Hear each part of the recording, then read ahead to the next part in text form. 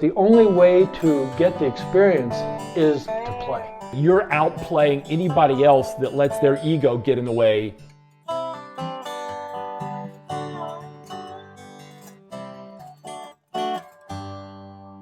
So today we're going to talk about taking shots. Let's do it. This was requested by Table 6, and it's a topic we've been talking to our clients with for so long. It's just one of the biggest topics in poker. We've lived that topic. Yeah, we've been there, taking plenty of shots, smart ones, not so smart ones. Yeah. Actually, let's start there. We're going to talk only about smart ones today. Right, right. The point is there's kind of two ways of taking shots. One is one where you're feeling good, the bankroll's in good shape. You've looked over at that table, you said, yeah, I think I'm okay with that opposition. Right. And say, decide, yeah, I'm going to give the 2-5 a shot today. Yep. You know?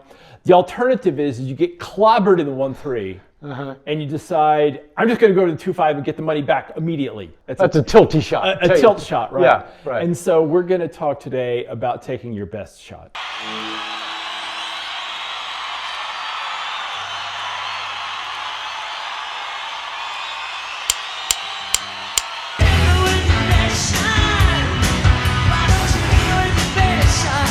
Rationally, logically, eyes wide open. Like, what would you do if you had total discipline? When would you move up and why? In the spirit of things to be on the lookout for that you might not have anticipated, you're going to run into some culture shock. Right. There's a big difference, especially between the 2-5 level and the 5-10 level, but it also happens between 1-2, 1-3, and 2-5. Yep. Where the things people are talking about, bigger bankrolls, it's just a... Bigger chip stacks, all of it. It's a total culture shock. And so this is the one thing that you actually cannot plan for. You can expect that it's going to happen, but the only way to get the experience is to play. Right. And so that's just something to be on the lookout for, that you're going to be uncomfortable with the higher stakes no matter what. And even though you might have the skills, you might have the bankroll and all these other things, you're wondering, like, why am I still so uncomfortable? It's because it's a different world. Hello, Earth. Hello, what? If that's the Earth, where the cotton-picking heck am I? You are on Mars. And that segues nicely to how to make it easiest when you do move up. And Lee and I agree that the most important and smartest thing you can do is to buy in small. Typically, let's say you're playing, going from 1-3 to 2-5, let's say in Vegas. And so let's say you're playing in a room where the maximum buy-in is 1,000, minimum buy-in is 200. It's fairly common for the minimum buy-in to be 40 big blinds. And we recommend buying in for the minimum. 40 big blind stack is a perfectly viable stack to play. And what you're doing here is you're getting more table time without taking a risk of losing a bunch of money. There's going to be a couple people that may look askance at you. Okay, oh, you're not buying in for the table max. You chicken? Nothing but a little chicken. It doesn't make you less of a poker player. It just means that you are using wisdom when you sit down in a bigger game. The other thing to remember is you're going to look around the table at the 2-5 game and you're going to see $1,000, $2,000, $3,000 stacks. Don't let that intimidate you. Remember that if you're playing a $200 stack and the other guy's playing a $2,000 stack, you're just playing $200 stacks. Right. His $2,000 doesn't mean anything. You can stay in your comfort zone, that you've created for yourself. And I think one of the things you're really talking about here is the ability to swallow your pride. Yes. That's a big factor in poker in general. Like let's say you're a world champ 5-10 player and things go bad and all of a sudden you're playing 2-5. Swallowing your pride moving down is a tough thing, okay? Right. This is sort of the same idea. You're moving up in stakes, but you want to play that small stack.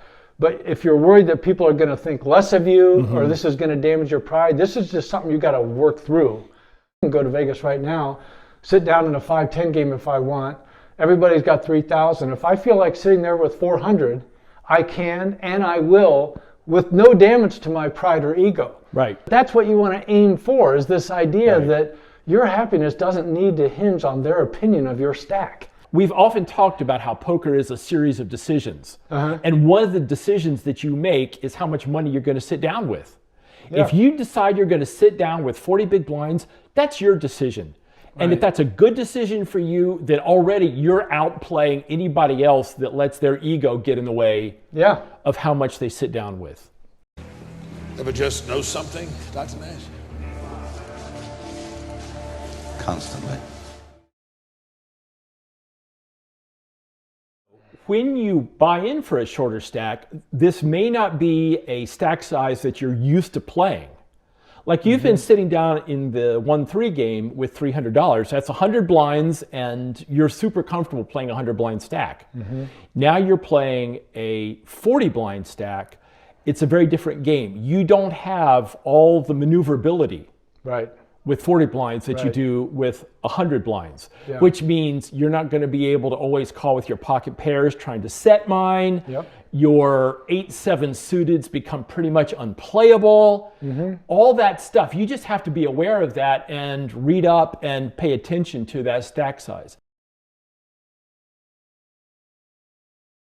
If you're playing in the biggest game in the room, which often will be a 2-5, there is going to be all the people that want to play bigger than that in that game. They have no alternative. If there's no 5-10 game in the room, all they can do is sit in the 2-5 game, and they're going to straddle more.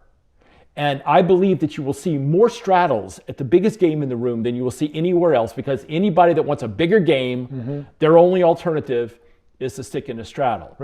Well, if you've bought in for 40 blinds and somebody sticks in a straddle, now you're on a 20 blind stack. That's like a tournament situation where you're really looking to reshove pre-flop. At the very worst, you're going to be getting the money in on the flop. You're not going to be playing any poker past the flop. And this is all good news. I mean, you can play a 20 big blind stack extremely profitably. Especially if you got straddlers in the game. So don't think that this goes back to the ego thing. This is not a problem. You know, go learn how to play a 20 big blind stack and a 40 big blind stack if you're not familiar with that. Just do that. As Tommy says, this isn't bad. Don't let your ego get in the way. You're not going to be putting on all your above the rim moves.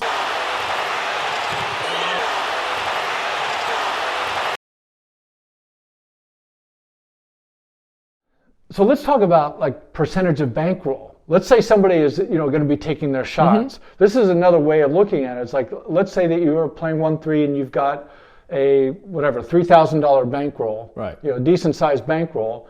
And another way to do the shot taking in a controlled way is decide I'm going to take X number of dollars.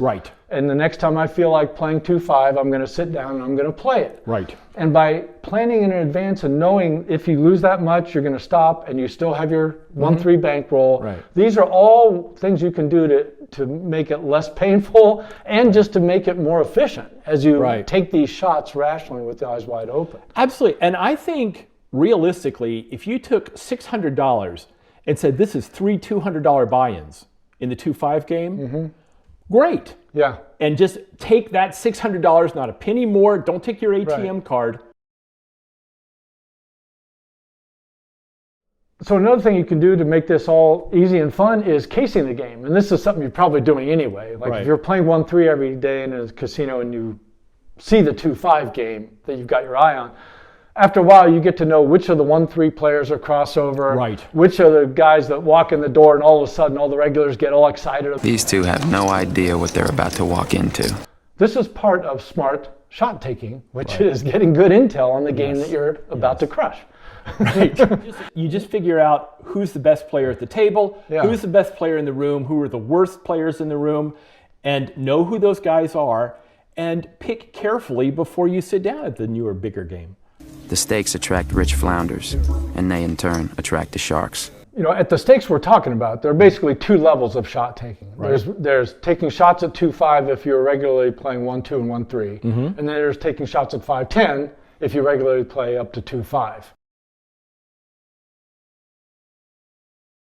A lot of poker rooms that do have 2-5 don't have 5-10. 5-10 is relatively rare in the United States. But it could be a case where you're traveling to a tournament or whatever, and there are 5-10 games. Let's say you're a regular 2-5 player and you want to take a shot at that 5-10 game. You got to be really careful here because the games are probably going to be more difficult. The difference in difficulty, I believe, is greater between 2-5 and 5-10 than it is between 1-3 and 2-5. I think that's generally true. And also, if you're on the road, you're going to be susceptible to various kind of road tilt. Yeah, exactly. So it's a little dangerous to be taking your shots at 5-10 on the road. Because, for instance, we talked about checking out the game and knowing who the best players in the room are and who the fish are and all this other stuff. You know none of that. Right. All you know is that there's a 5-10 game and it gets your juices flowing. Yeah.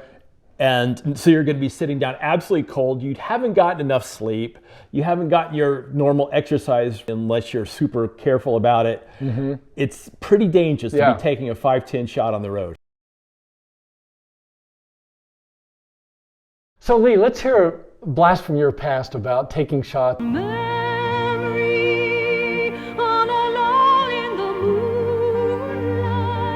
It was the 10-20 limit game at Garden City. 10-20 limit. This was in 1840. What year was? 1988 thereabouts. Okay, let's hear it. I had been playing 6-12, and I was a 6-12 grinder limit. To the degree. Yeah, a 6-12 limit grinder to the degree you can be one when you have a real job. But of course, there was that $5 chip 10-20 game across the room, and I just decided, I really wanted. I'd just been jonesing to get into it, right? Yeah. And I finally took a shot, and I lost like $600 or $700, which at the time was just crushing. Thousands, compared to a 6-12 bankroll. Right. I don't know if I did it well or not, right? I mean, we'll never know. Yeah. But what I did do well was I went back to the 6-12, and I stayed there for another 6 months until I got comfortable. That's kind of the plan. You expect to not do well at the beginning. Right. And the hope is you'll eventually figure it out and move on. Right. Tell me yours. Mine's much, much bloodier than that. When I started playing for a living in 1990, I was playing in these series of home games in Columbus, Ohio, and it would take me months to build up a few thousand extra. 4-8 limit, super loose, right? And then I would go to Vegas for 3 or 4 days and play 20-40 at the Mirage and lose it all. But all I'm really thinking about is Vegas and the fucking Mirage. And I did that for like 2 or 3 years. By the 4th or 5th time, it was kind of like I knew I was going to lose it all, but I just had to go. Now, it was a combination of, junkie, jonesing, addiction, but also aspiration. Right. I really, really, really wanted to beat the 20-40 game, and back then, if you could beat the 20-40 game, you had it made. And we all want that. Aspiration is a great word. Yeah. I mean, we all kind of want to play in a bigger game. So, if I were doing it now, I would do it much more rationally the way I teach people to do it. That's one of the reasons I feel qualified to coach this stuff, is I did it all wrong at some point. But everybody's got their stories of getting bloodied up as they, stick their head out of the hole and get chopped off or whatever. But you do have to go through that if you are actually going to move up permanently. Right. And you know what? It's a thrill. It is. I mean, it really is. Yeah. When you sit down in that bigger game, it is. No matter what happens in terms of the chips, there is the juices are flowing, and it feels pretty exciting. And you know what I did? What? I sat down. No, you need 50, 60 grand to play right in that game. Well, I had 6, but I had to know.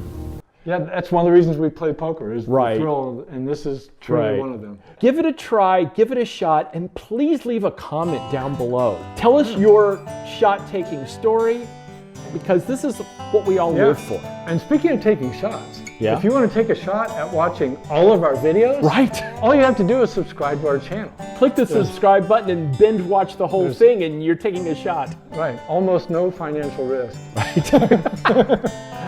Thank you a whole lot. We'll see you next week. First prize at the World Series of Poker is $1 million. Does it have my name on it? I don't know, but I'm gonna find out.